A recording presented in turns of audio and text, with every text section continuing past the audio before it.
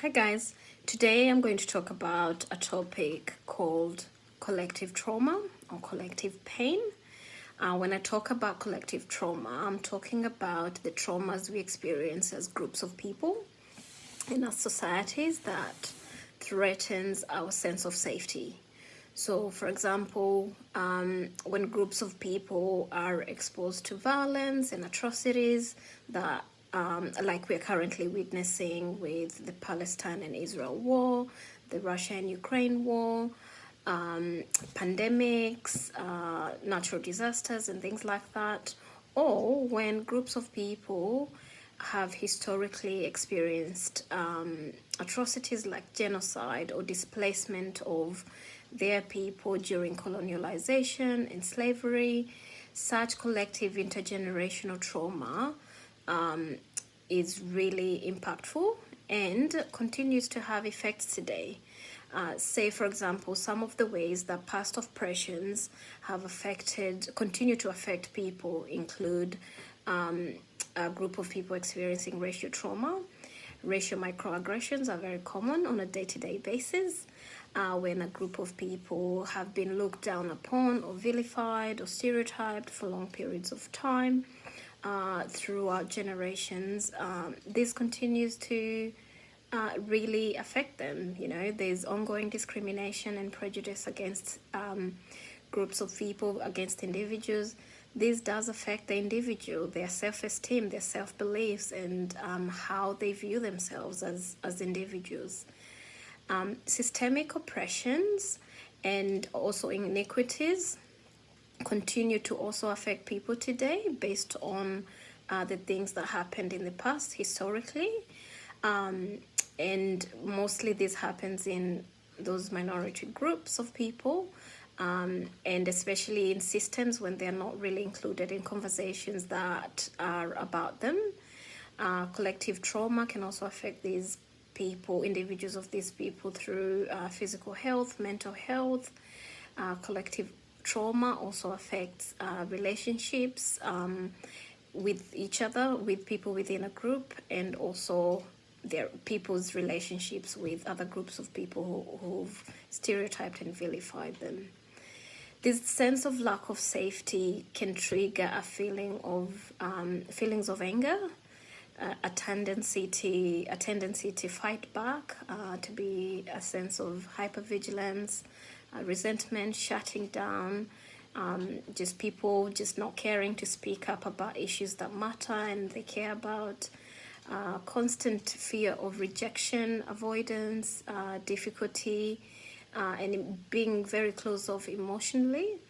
And there's also a sense of helplessness in these groups of people where people can feel powerless. There can also be a deep lack of trust in other groups of people who've been perpetrators of violence to these groups.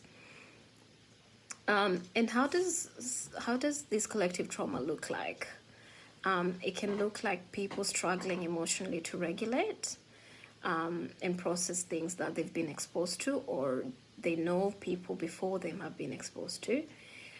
People can be oversensitive, hypervigilant, avoidant to face these issues.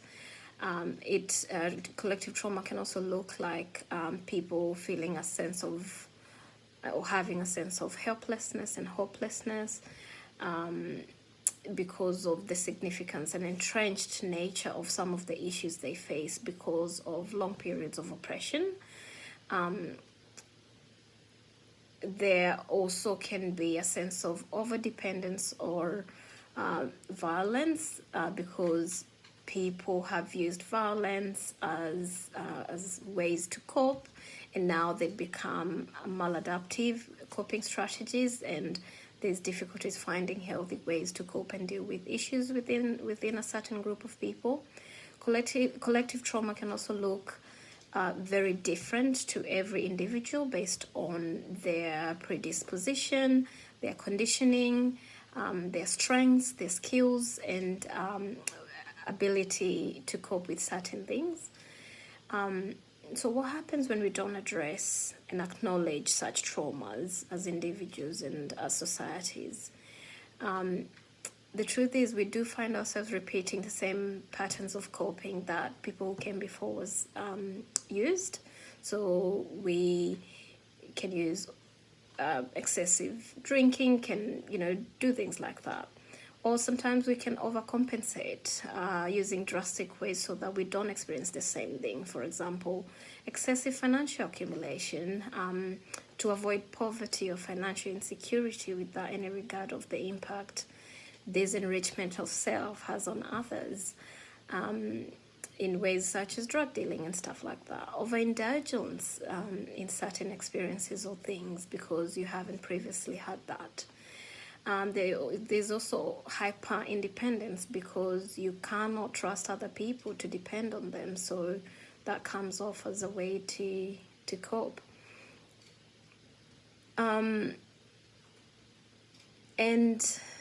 we could also, some of the ways we can deal with this in a healthy manner is we could cultivate a practice where we explore and reflect on the context of the generational traumas that people who came before us experienced. And this may look like, and just exploring and reflecting on how certain things look like for you in your life today. Because again, when we don't mentalize and make sense of these experiences, there's a tendency that they will come back into our lives in different ways, into our day-to-day lives.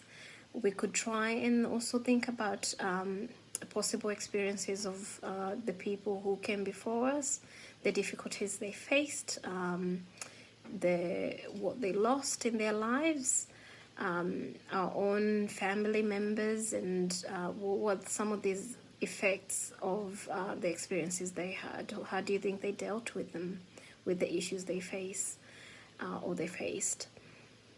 We could also consider how the existence of the existence and experiences of the people who came before us have affected and shaped who we are and how we show up around us. Their experiences, their suffering, their pain, and also their joy, because it wasn't all bad, it wasn't all pain and suffering. They also had periods of joy. And how do you imagine they, I guess, experienced that? And how their experiences and existence allowed us to have and create our own existence today as we would like it to be. And some of the things I suggest we maybe reflect on is what their experiences or events in our family that were too painful or shameful to talk about. And what do you imagine these issues are? If you've spoken to family members, what do you think these issues are? And just wonder, could I be feeling, behaving, or carrying the impact of painful experiences of someone who came before me? And if I am, who is it? And what are those experiences that you still carry so painfully today? And how do you make sense of these experiences? How do they inform how you engage in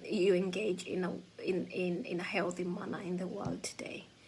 I'll be interested in your views about that, and any reflections, any comments, I really welcome. And thanks again for listening.